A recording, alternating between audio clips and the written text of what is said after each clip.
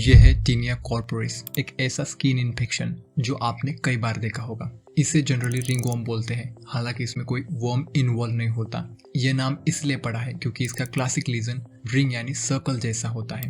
Taenia corporis एक dermatophyte infection है, मतलब ऐसा फंगाई जिन्हें केराटिन खाना पसंद है। जब ये फंगाई हमारी बॉडी के स्मूथ स्किन एरियाज को इन्फेक्ट करते हैं तो उस कंडीशन को हम टीनिया कॉर्पोरिस कहते हैं। Most commonly this is caused by trichophyton rubrum. इसके अलावा ट्राइकोफाइटन, मेंटेग्रोफाइट्स और माइक्रोस्पोरम कैनिस से भी इन्फेक्शन हो सकता है। टीनिया कॉर्पोरिस बेसिकली दो मेन तरीकों से फैलता है। Number 1, direct contact. ये सबसे कॉमन तरीका है। यहाँ पर इन्फेक्शन किसी इन्फेक्टेड पर्सन से या फिर किसी इन्फेक्टेड एनिमल के थ्रू फैलता है।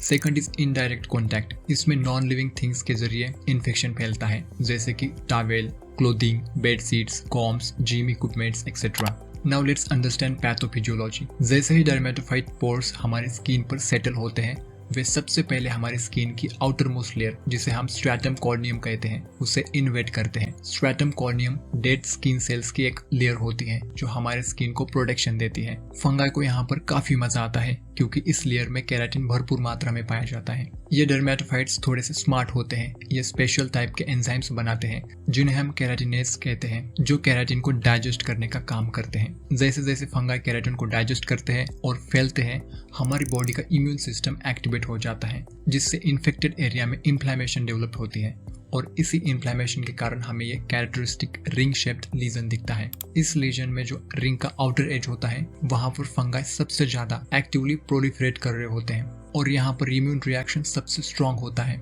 इसीलिए ये बॉर्डर थोड़ा रेज्ड, स्केली और रेड दिखता है।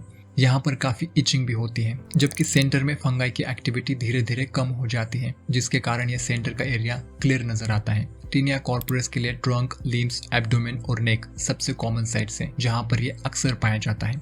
अब सवाल है मैनेजमेंट का। जब पेशेंट ओपीडी में आता है तो हम उसे प्रॉपरली एग्जामिन करते हैं।